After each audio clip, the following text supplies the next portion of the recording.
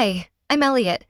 I came home for my grandfather's 85th birthday and found him abandoned, alone in his wheelchair, cake melting, and a note on the table. Took your $30 0 cents case.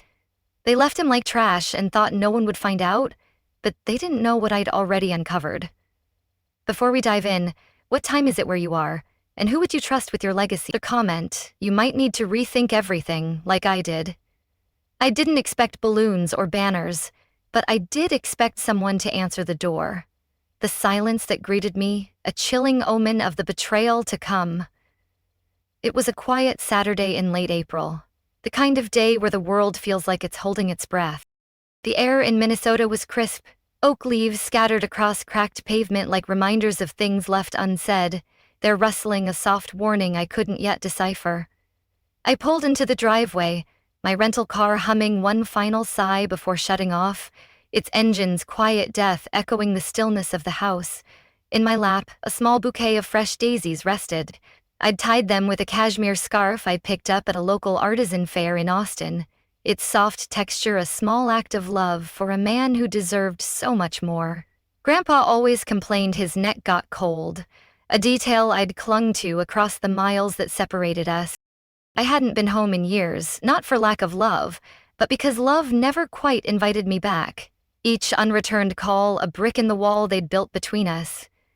The screen door creaked as I opened it, its rusty hinges groaning like a warning. No laughter, no scent of food cooking, just silence and that faint old house scent of dust and lavender oil, a fragrance that once meant home but now felt like a ghost of memories. Above! I called, walking in carefully, my voice trembling with a mix of hope and dread. The living room was clean but untouched, as if staged for a life no one lived. A few party hats still sat in their plastic sleeves on the console, their bright colors mocking the absence of celebration. A single balloon, half-flated, dangled from a piece of duct tape, swaying like a forgotten promise. I found him in the kitchen, facing the window alone, his silhouette framed against the gray sky. A lonely sentinel in a house that should have been filled with love. His hands rested on the arms of his wheelchair, pale and slightly trembling, each tremor a silent cry for the family that had abandoned him. The birthday cake, vanilla with green frosting, sat untouched on the counter, collapsing slowly on one side, its melting icing a metaphor for the neglect that surrounded him. He turned his head toward me, his lips twitching into a weak smile, a flicker of warmth in a face worn by time and betrayal. Ellie, he said softly, his voice fragile but carrying the weight of 1,000 unspoken truths. I told them to wait. They said they had errands. Errands? I leaned in and kissed his cheek, gently placing the scarf over his lap, its warmth a small shield against the coldness of their absence. The fabric felt too warm, too rich for the cold that had settled in this house, a chill that went beyond the physical. Did they say when they'd be back? I asked, though the answer was already written on the fridge, a cruel testament to their betrayal. A note, pinned with a magnet, read, "Borrowed funds, $30 0 K from joint account. Will return." My eye scanned it twice, each word a dagger twisting in my chest. The handwriting was rushed, impersonal, the kind of tone you'd use for a coworker, not family, not my own sister. I swallowed the burn in my throat, the sting of realization sharper than any physical pain. "Grandpa," I said slowly, kneeling beside him, my voice steady despite the storm inside. "Did Serena say anything else?"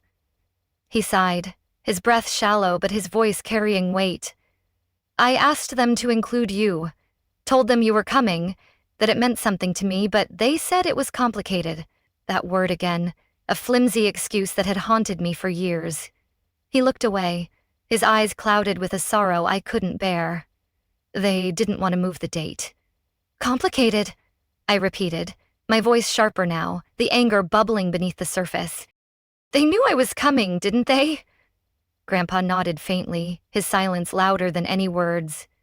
I remembered all the birthdays I'd missed growing up, not because I wanted to, but because no one told me the real time or the real location.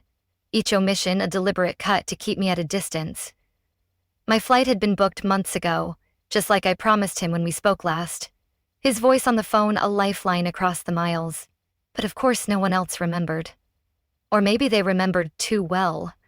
Maybe that was the point. A calculated move to erase me from his life. I stood slowly, walking toward the counter, my steps heavy with the weight of truth. The cake had started to lean like a tired soldier, its sagging form a mirror of my sinking heart. I stared at it for a long moment before glancing back at the note, its careless scrawl a slap in the face. The joint account? That was our account, set up when Grandpa's healthcare needs began escalating. I handled the paperwork from Texas, transferred my share every quarter, kept receipts, each transaction a testament to my commitment. I logged in on my tablet, my fingers trembling as I braced for the worst. The balance was zero. Gone, every penny. The emptiness of the account a reflection of the void they'd left in Grandpa's life. I didn't say anything. I didn't scream or curse. I just pressed my hand to the fridge over that damned note and let the chill of the metal ground me, its coldness a stark reminder of their betrayal. They didn't forget me, I whispered, my voice barely audible, laced with a quiet fury. Erased me. Grandpa didn't reply. He didn't have to. His silence a shared understanding of the pain we both carried. But it took less than 20 minutes to realize how deep the exclusion went. No decorations, no guests, no extra chairs, not even a card. The absence of celebration a deliberate act of erasure. I moved quietly, steeped mugs, cut the cake into careful slices, each action a small rebellion against their neglect. I wiped down the counter, fluffed Grandpa's collar, and played his favorite blues record from the dusty old player in the den, its soulful notes filling the void with a warmth they couldn't steal. He smiled then, a real smile, even if it only lasted a minute, a fleeting moment of joy in a house heavy with betrayal. As we sat at the table, steam rising from our tea, I glanced down at my tablet again. No texts, no missed calls, not even Mom. The silence from my family a louder rejection than any words. I wasn't late. I was unwelcome. This wasn't neglect, it was strategy, a calculated move to push me out of Grandpa's life and legacy. I held my cup close, breathing in the chamomile and bitterness, the bitter taste mirroring the resentment growing inside me. Grandpa patted my hand, his touch frail but grounding. "You always knew how to make things feel better, Eli," he said, his voice a soft anchor in the storm. I smiled, but it didn't reach my eyes, the weight of their betrayal pressing against my chest. Something inside me had shifted. I wasn't the same kid who begged for a seat at their table, the child who once cried for their approval, now replaced by a man hardened by truth. I was older now, wiser. Tired, I thought I'd stay quiet like always, that I'd fold under the weight of their silence, but that day, I felt something stronger than sadness. Resolve, a fire kindling in my soul that refused to be extinguished. "This ends today," I whispered, my voice a vow to myself and to Grandpa. And I meant it, each word a step toward reclaiming what they'd tried to steal. Grandpa's teacup still sat near his elbow, the steam long since faded, its emptiness a silent echo of the love they'd withheld.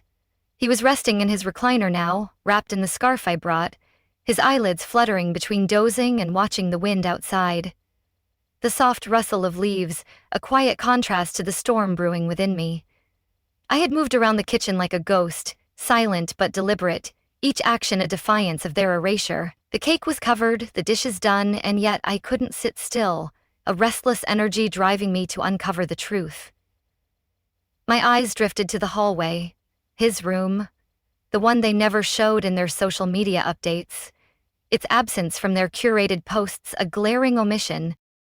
I walked down the narrow corridor, each step pressing deeper into my chest like a quiet heartbeat I couldn't ignore, the walls seeming to close in with the weight of secrets. The light in his room was dim, casting long shadows that danced like specters of the past. I turned it on, half expecting someone to yell at me for snooping, the old fear of being caught still lingering. Old habits die hard, but the room was empty. Just the scent of old linens, a jar of eucalyptus balm on the nightstand, and a framed photo of my mother when she was young, her youthful smile a painful reminder of the family we'd lost. "Top dresser drawer," Grandpa had mumbled earlier, his voice cracking, a faint spark of clarity in his clouded mind. "There's something I meant to give you."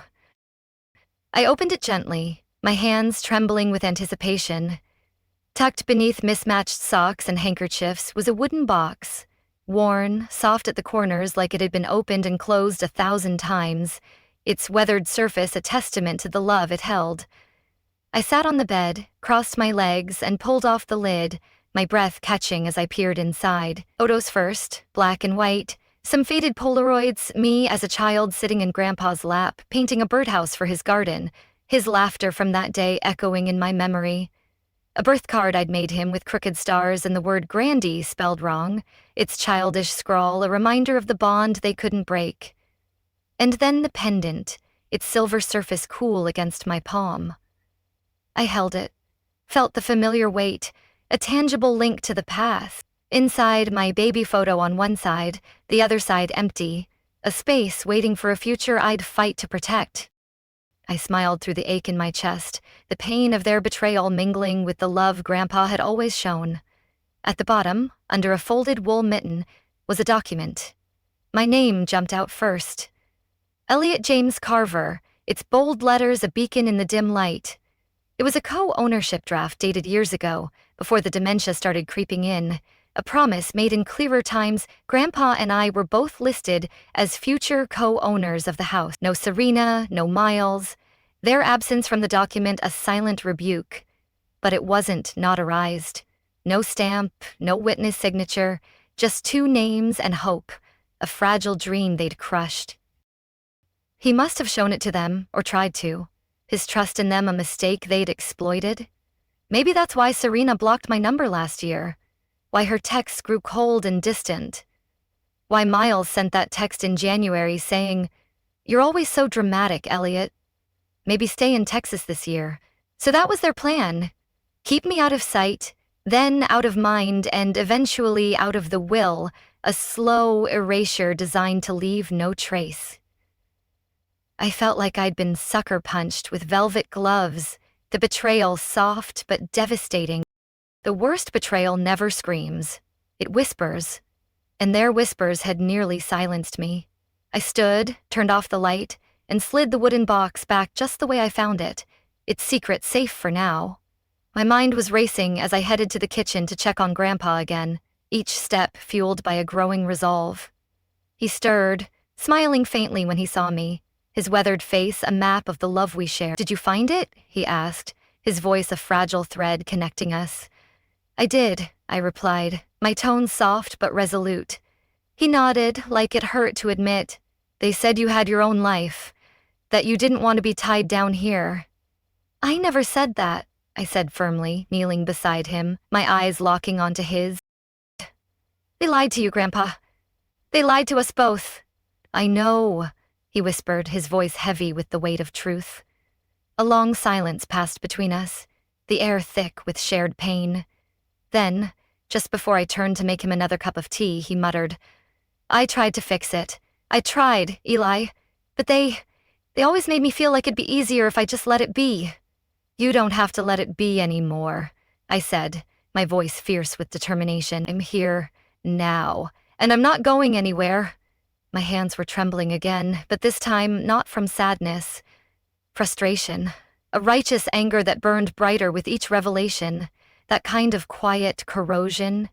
It eats at a man, and they'd been counting on it, their strategy a slow poison meant to break him. Later that afternoon, as Grandpa napped, I took out the kitchen trash, the mundane task a stark contrast to the secrets I was uncovering. A printed flyer stuck out from the side, a glossy trifold with silver trim, its polished design a mockery of their deceit. Celebrating our patriarch private luncheon for Harold Carver. Date, today. Time, clockpin coffer left in the face that left my heart reeling. The photo showed Miles in a gray blazer toasting, Serena in diamond earrings and that smug smile she always reserved for press photos and funerals. Their polished facades a stark contrast to the truth. Grandpa wasn't in the picture because he wasn't there. His absence a deliberate exclusion they'd planned all along.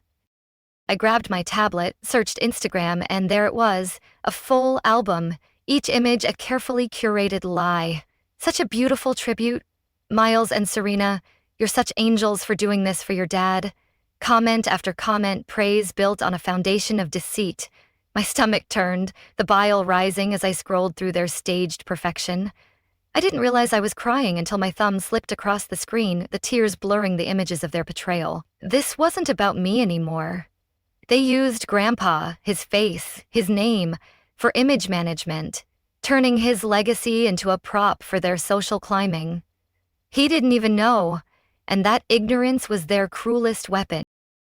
I sat on the couch, holding the pendant in one hand, the flyer in the other, the weight of both grounding me in my resolve.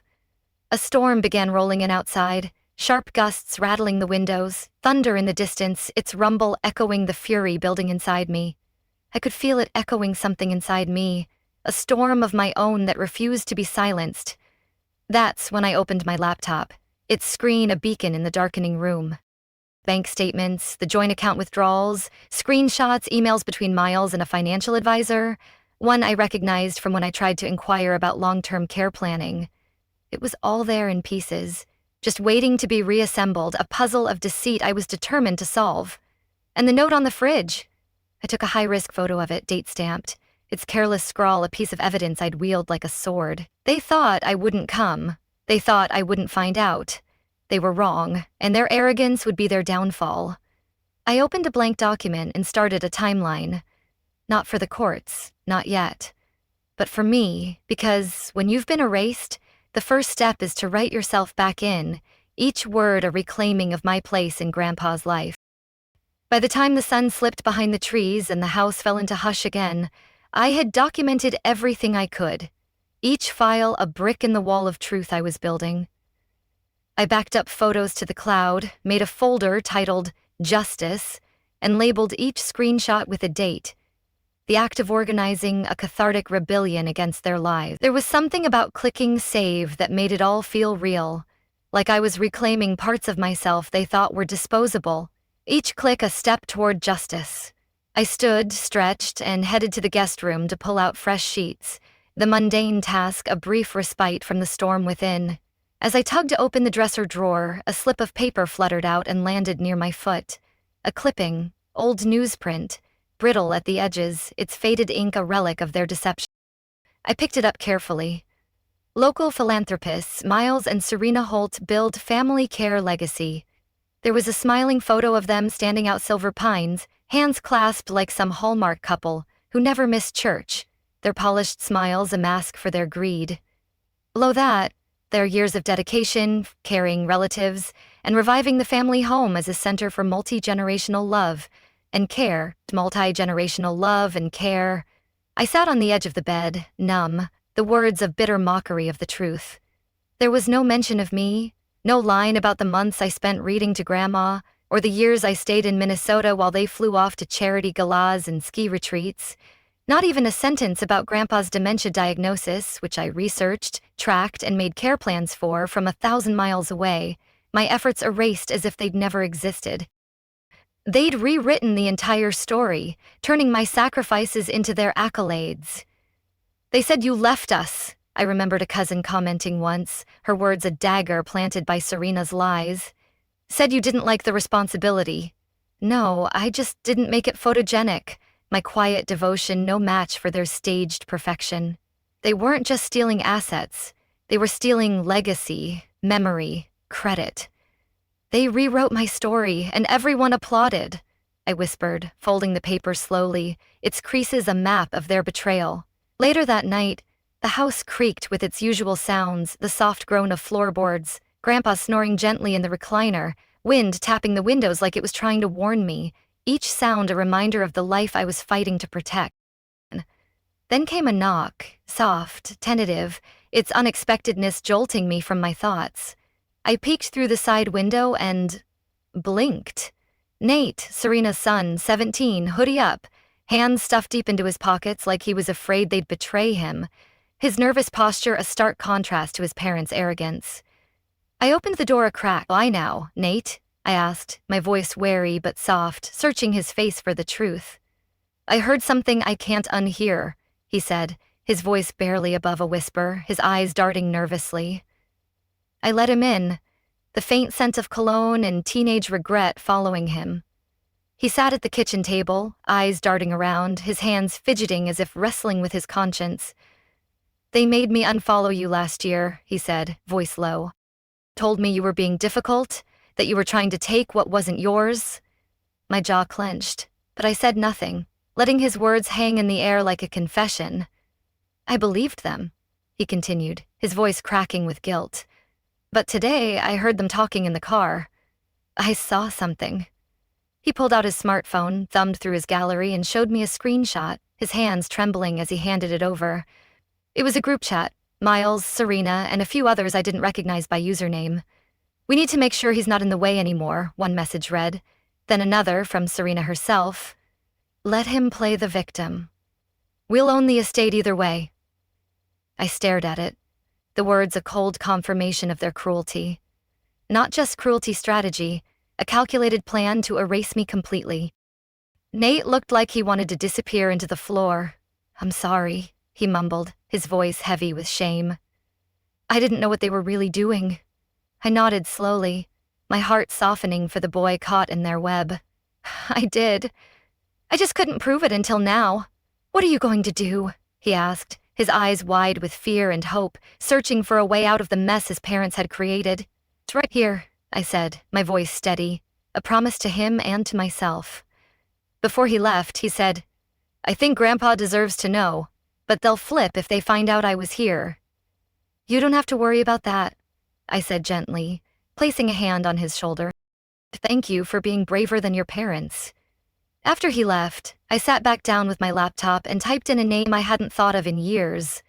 Leonard Roth, Grandpa's old lawyer, a man whose integrity had always been a beacon in our fractured family. He'd helped draft a will long before Miles got involved. The numbers still worked. "Mr. Roth?" I asked when he picked up, my voice steady despite the racing of my heart. "Who's this?" "It's Elliot, Harold Carver's grandson." A pause, heavy with recognition. "Now, there's a name I haven't heard in a long time," he said slowly. "I thought you moved overseas or something. They told me you wanted out of everything." I swallowed hard, the sting of their lies sharp and fresh. "I never said that. I never signed anything either." Another pause, longer, the silence pregnant with possibility. "Interesting," he said, his tone shifting to one of quiet determination. "Because your name disappeared from the draft trust about 3 years ago. They said you'd signed a release. I certainly never signed one." "I thought so," he murmured, his voice laced with a knowing edge. "Because you were on the original draft. I still have a copy. Want me to email it to you?" "Yes, please," I said, my voice trembling with the weight of vindication. After we hung up, I opened a blank email and titled it, "For Legal Reference," each keystroke a step toward justice. I attached screenshots, dates, Nate's messages, even a PDF of the bank withdrawal trail, building a case that would withstand their lies. Somewhere between rage and resolve, I felt clarity. Not because I needed revenge, but because I needed the truth to breathe again. A lifeline for both me and Grandpa. Grandpa had barely finished his morning porridge when the doorbell rang, sharp and cheery, like someone announcing good news they didn't earn, its false brightness a prelude to the confrontation ahead. I wiped my hands, bracing myself, my heart steeling for the performance I knew was coming. Through the lace curtains, I saw them. Miles in a pressed button-up, Serena in a lavender dress that matched her earrings, their polished appearances a facade for the ugliness within, matching smiles too wide, eager, hollow, like actors stepping onto a stage they'd rehearsed for years. They burst through the front door like actors walking into a stage play, their entrance a calculated act to mask their guilt. "So happy belated birthday, Dad!" Miles' voice was a pitch too high, like he was selling something he knew didn't work, his forced enthusiasm grating against the truth. Serena followed close behind, arms full of helium balloons and a pastry box, her every movement choreographed for maximum effect. "We brought donuts from that little shop you like, remember?" she chirped, her voice dripping with false warmth. I didn't move from my place in the kitchen archway, my silence a challenge they couldn't ignore. Serena caught my eye, her smile tightening, a flicker of unease breaking through her facade. As she leaned in for a hug, she whispered just loud enough for me to hear, "Still playing caretaker, huh? Don't get too comfortable." Her perfume smelled like jasmine and something synthetic, a scent as artificial as her affection.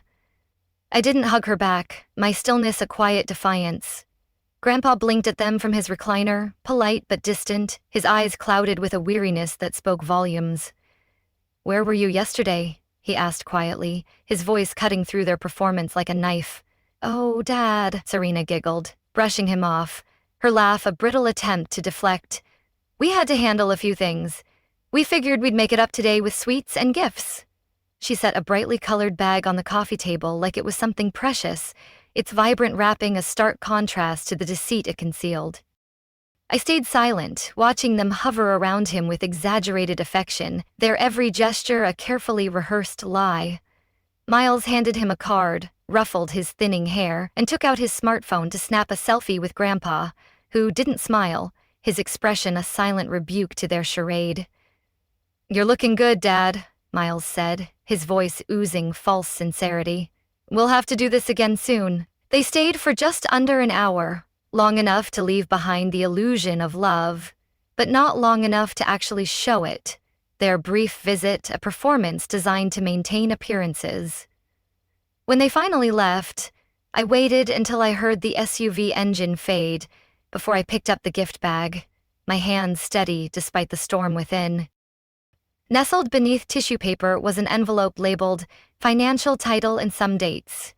Its clinical title a chilling hint of their true intentions. No card, no note, just that. Something curdled in my chest, a mix of dread and determination. I opened it carefully, my fingers trembling with the weight of what I might find. Legal paper reverse mortgage form, its cold legalese a betrayal in black and white, one that would place Grandpa's home in Miles and Serena's control. Grandpa's signature was already scrawled at the bottom, sloppy, notarized, its uneven lines a silent cry of manipulation. My name was nowhere on the document, erased as if I'd never existed. I held it up to the window. The ink shimmered faintly, a telltale sign of their deceit. They hadn't brought donuts, they'd brought a ticking time bomb wrapped in ribbon, a calculated move to strip Grandpa of his legacy. They brought donuts in one hand and a dagger in the other, I murmured, my voice low but fierce. I checked the date of notarization, 2 weeks ago, a time when I was still in Texas, unaware of their scheming. "Did they have him sign this when I was still in Texas?" I whispered aloud, the realization hitting like a punch to the gut. Grandpa had said he didn't remember signing anything important. Now I knew why. Their manipulation, a cruel exploitation of his vulnerability. Miles returned alone after 15 minutes, claiming he'd forgotten his wallet, his casual excuse a thin veil for his true intentions. He found me at the dining table, holding the document, his eyes narrowing as he realized his mistake. He paused, then smiled, a predator's grin that didn't reach his eyes. "So, still sleeping in the guest room?" I didn't move, my gaze steady as I met his challenge. "You forged his signature?" He raised an eyebrow, feigning innocence. "Excuse me?" "This paper," I said, tapping the edge, my voice sharp with accusation. "House. You really think I'm going to let you waltz in here, flash a few donuts, and gut what's left of him with a pen?" He chuckled, stepping closer, his confidence a mask for his growing unease. "You're being dramatic, Elliot." "Always the martyr, aren't you?" "Am I?" I shot back, leaning forward, my voice low and lethal. "Who'd believe you? You're the estranged one, remember?" he said, his eyes cold, his words a calculated jab meant to wound. "I'm the responsible son. Serena's the caregiver. You send scarves and emails. You're not a caregiver," I said, my voice cutting through his lies like a blade. "You're a thief, Miles, and I've got the proof." I folded the paper slowly, slid it back into the envelope. "Maybe no one believes me yet," I said, my tone a quiet promise of retribution. "But they will." He didn't reply, just straightened his shirt and walked out, whistling like this was all just business as usual. But the slight tremor in his step betrayed his fear. That night, as the fire crackled in the hearth and Grandpa dozed nearby, I sat beside him, the flickering flames casting shadows that danced like the ghosts of our past. He stirred slightly, opening his eyes, his weathered face a map of the love we'd fought to preserve. "I remember when they used to ask for bedtime stories," he said faintly, voice full of tired nostalgia, each word a painful reminder of the family we'd lost. "Now they write fiction in courtrooms." I swallowed the lump in my throat, his words a dagger that cut through the lies. He hadn't seen the document, but something in him already knew. Maybe not every detail, but enough. His intuition a testament to the bond we shared. I tucked a blanket around him, brushing a few crumbs from his shirt, my touch gentle but resolute. He gave me a soft smile and fell back asleep, murmuring my name like it was the only part of the story that ever stayed true, a quiet affirmation of our unbreakable connection. Later that night, I added the document to my justice folder, tagged it mortgage fraud, and emailed a copy to Mr. Roth, each action a step toward dismantling their lives. Then, I turned off the lights, sat in the darkness, and waited. Because the next name on the paperwork was a notary. Patricia Langston, and according to the signature date, she was scheduled to return the next morning for a final review. And, suddenly, everything, the donuts, the bag, Miles' fake search for his wallet, clicked into place. They weren't improvising. They were performing, and I was ready to rewrite the script. By dawn, I'd barely gotten 2 hours of sleep, my mind racing with the battle ahead. The document sat on the kitchen counter beside my coffee mug, sealed in a plastic sleeve, its presence a silent challenge to their deceit. The sun hadn't fully risen, but my resolve had, a fire burning brighter than ever.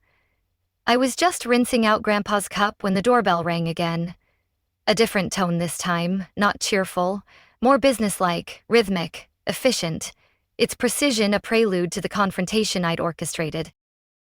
I opened the door to find a woman in her late 50s, dressed in a black blazer, holding a leather briefcase, her professional demeanor a stark contrast to the chaos she was about to enter.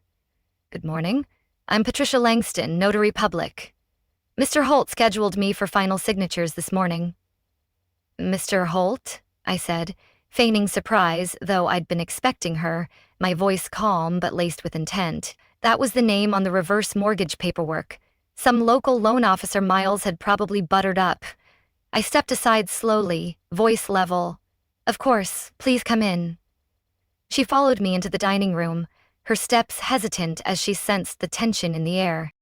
Grandpa was still in his chair near the fireplace, dozing gently with a blanket over his knees, his peaceful rest a stark contrast to the storm about to erupt. As the woman set her bag down and began laying out papers, he stirred, his eyes blinking open with a flicker of confusion. His eyes squinted toward her. "Do I know you?" Patricia smiled politely but faltered, her confidence wavering under his gaze. "We met last month, sir. You signed preliminary documents. I just need your final approval today." I turned toward the counter, composing myself while I pulled out 2 mugs and offered, "Coffee? Or maybe tea?" "You're awfully calm for a meeting like this," she said, her eyes narrowing slightly, sensing something amiss. "Tea's fine," she added, hesitating, her unease growing. While the kettle boiled, I moved toward the hallway where I'd left my tablet charging overnight, my movements deliberate as I prepared my trap. I texted Clara. "Need eyes on a situation. Can you FaceTime in 10? Notary's here. Big move coming." 3 dots pulsed immediately. Then, "Yes, I'm ready. Don't sign anything and record if needed." I came back in with 2 mugs and asked for Patricia's ID, my request a calculated move to unsettle her. She blinked. "Of course." She handed it over, visibly thrown off by my calm scrutiny, her hands trembling slightly as she sensed the shift in power. I pretended to scan it while I clicked the voice recorder on my tablet and opened FaceTime, the screen a silent ally in my quest for justice. "Just one moment," I said, setting the tablet angled toward the table, its screen quietly illuminating Clara's face in a soft rectangle beside the paper. Then I sat, my posture calm but my eyes sharp with intent. "Before we begin," I said steadily, "can you tell me exactly who requested this visit? Who initiated this final signing?" Patricia looked at me, puzzled, her professional facade cracking under my scrutiny. "I was told by Miles Holt. He said everything was cleared with the family, that Mr. Carver had reviewed and agreed. He hasn't, I replied, voice firm, my words cutting through her assumptions like a blade. And you're now on a call with Clara Bennett, elder law attorney licensed in Minnesota. She'd like to listen in. Patricia blinked, uncertain now, her composure unraveling. Is this legal? Clara's voice came through, calm and clear, a steady anchor in the rising tension. It's well within our rights to document a process that may involve elder financial abuse. I'm just an observer for now. Her eyes darting nervously as she realized she was caught in a trap. I wasn't aware, she stammered, her voice betraying her panic. The door opened sharply, its creak a herald of the confrontation's climax. Miles walked in, wallet hanging off his belt like some small-town exec, his casual demeanor a mask for the storm he was about to face. Great, Patricia. Everything set?" He glanced around, clearly not expecting an audience, his smile faltering as he saw the tablet. "We're all set here," he added, eyes grazing past me to the folder she'd started opening, his confidence a fragile shield. "No, Miles," I said, standing to meet his gaze, my voice a low growl of defiance. "We're not." He straightened, smile tightening, a flicker of fear breaking through his facade. "Come on, Elliot. Let's not make this You scheduled this behind Dad's back," I interrupted, stepping closer, my presence a challenge he couldn't ignore. "He doesn't even remember you doing it." Grandpa blinked slowly, his voice faint but piercing. "Did I? I don't... Gah. Exactly," I said, voice rising slightly, the truth fueling my anger. "And you've used that confusion to manipulate him." Patricia looked between us, now clearly uneasy, her hands clutching her briefcase, as if it could shield her from the truth. Clara was still on screen, silent but recording, her presence a silent witness to their downfall. "You forged his signature once already," I said, pointing to the document, my voice steady but laced with righteous fury. "Trying to legalize it now doesn't clean the rot underneath." "You're being dramatic," Miles said, chuckling, his charm curdling, his attempt to deflect growing desperate. "I'm being accurate," I shot back, my words a hammer striking at his lies. Clara finally spoke again, tone clipped. "Miles, you should know any document signed by someone lacking clear mental capacity, especially under family pressure, is challengeable in court." Patricia stood, gathering her things quickly. "I can't proceed. This isn't standard. I'm leaving." As she hurried out, Miles gave me one long look, his eyes blazing with a mix of anger and fear. "You always were the emotional one." "And you," I shot back, stepping closer, my voice a quiet storm. "Always hid behind forms and titles. But here's the thing. Paper burns, and I have backups." He stormed out without another word, his retreat a tacit admission of defeat. A few minutes later, the door slammed again, this time from the side entrance. Serena entered like a thundercloud with heels, her face a mask of fury. "Are you trying to ruin everything?" she hissed, her voice trembling with rage. I didn't move, my calm a shield against her venom.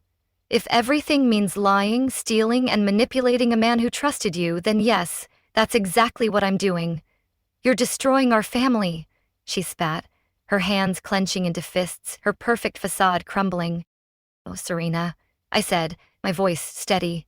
"You destroyed it when you chose greed over Grandpa." Her mouth opened, then closed, her silence a rare admission of guilt. She spun on her heel and left, her departure a storm retreating but not defeated.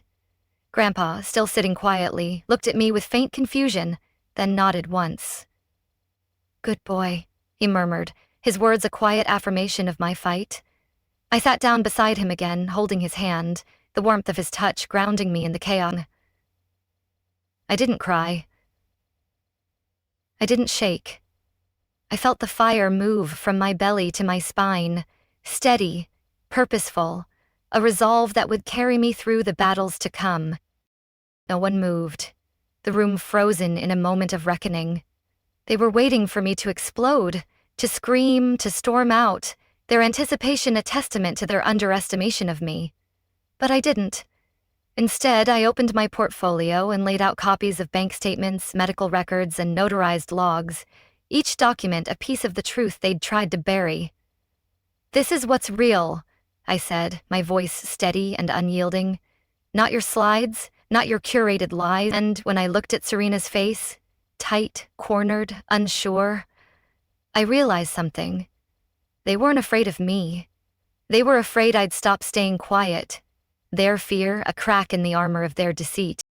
The air in the sunroom didn't move, the stillness a canvas for the truth I was about to unveil. Even the breeze seemed to hold its breath, as if the world itself was waiting for justice. I could feel every eye in the room waiting for me to crack, to retaliate, to yield. But I didn't. I just looked at each one of them, their frozen smiles, their polished shoes, the fake compassion wrapped in layers of performance, and nodded, not because I agreed, but because I was done playing defense, my resolve a quiet storm ready to break. I bent down slowly, reached into my tote bag and pulled out the folder I'd kept sealed for months, waiting not for revenge, but for clarity, its weight a symbol of the truth I carried. If no one in this room has ears for the truth, I said calmly, then maybe you'll listen to his voice. I pulled out my smartphone, opened the voice memos and hit play, the room filling with the low, gravelly sound of Grandpa's voice, a beacon of truth in the darkness. The room filled with the low, gravelly sound of Grandpa's voice, recorded one quiet afternoon while I was polishing his shoes by the window. I know they think I'm too old to notice, but I see what they're doing.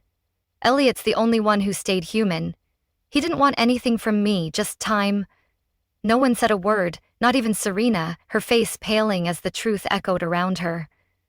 I let the silence do its work, its weight a hammer striking at their lives. Then I slid a second document across the table. I didn't come to argue. I came to clarify. It was a notarized power of attorney, signed and witnessed 9 months ago by Grandpa himself, in the presence of a licensed hospice nurse and an independent notary, its legal weight a shield against their deceit. All legal, all binding. I tapped the paper. This document gives me full medical and financial authority. It supersedes the one Miles waved around last week, the one with the mismatched signature and no witness stamp. Harina grabbed the paper, her eyes darting across the page, her composure crumbling under the weight of evidence. This is a lie. You manipulated him. No, I interrupted, my voice a quiet thunder. You silenced him. There's a difference. Her lips parted, but Miles cut in. This isn't real, he muttered, voice shaking slightly, his confidence eroded by the truth. You spring this on us. I didn't, I said, my voice steady as steel. You just ignored it. I opened my folder again. Click. Another document. This time a financial trail. I asked a forensic accountant to take a look at Grandpa's accounts. Funny how his miscellaneous withdrawals lined up with payments made to your company, Miles. You billed him for society safe with family legacy strategy packages. You even charged him for a gazebo you put on your own lawns. That's a business expense, Miles snapped, his voice rising in a desperate attempt to deflect. We use that gazebo for events, for community nights. No, I said, locking eyes with him, my voice a quiet storm. You used it to host backyard cocktail parties with your Chamber of Commerce buddies, while Grandpa sat in a drafty living room without heat for 3 winters. Miles' jaw clenched, but he didn't deny it, his silence a tacit admission of guilt. Then I reached into my bag one last time, I said, laying it gently on the table. Is the final version of Grandpa's trust, amended and filed 3 weeks before his stroke. Serena's face twisted, her voice a mix of panic and disbelief. That's not possible. It is, and it was kept in a safety deposit box in his name.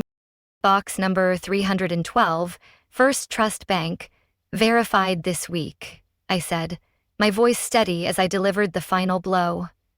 I flipped the document open to the final page and pointed to the clause.